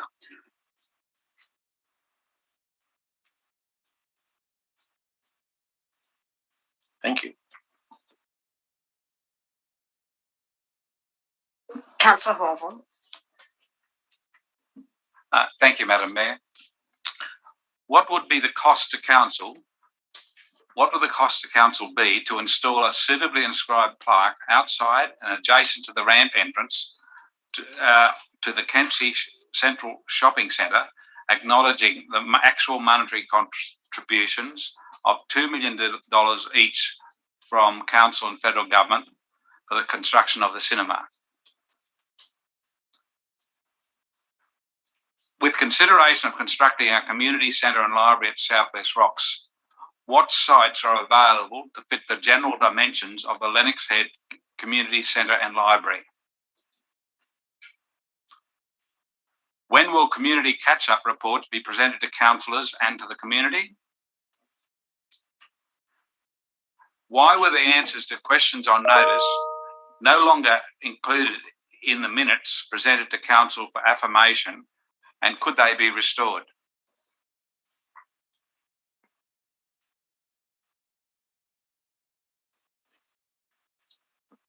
Councillor Baxter. Councillor Patterson. Thank you, Madam Mayor. I have two questions. Could council repair the large potholes in Belgrove Street in front of the police station and the library as soon as possible?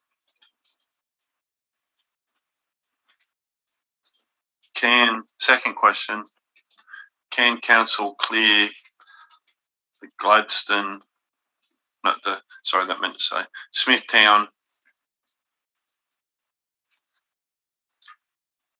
and Fredericton boat ramps down to low tide level, as there has been vehicles being stuck from the flood debris? Councillor Patterson, can I just confirm you intended to ask about Elbow Street? Elbow Street? Yeah, cool. Potholes in Elbow Street in front of the police station and the library. Councillor Shields. Thanks, Madam Mayor. Just one question. According to the March 2021 rain event, and in brackets, and flooding, the roads and car parks within Horseshoe Bay Reserve have deteriorated further. When will the associated construction works occur in accordance with the Horseshoe Bay Reserve Master Plan?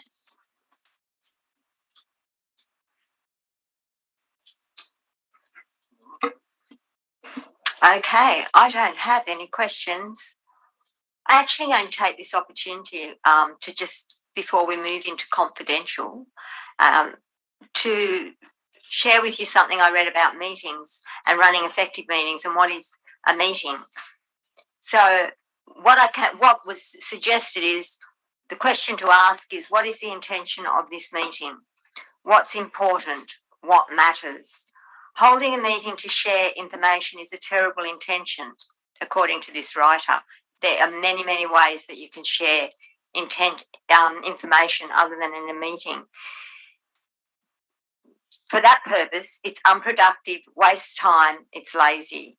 The decisions need to be about the what, the who, the when, and give clear direction and accountability.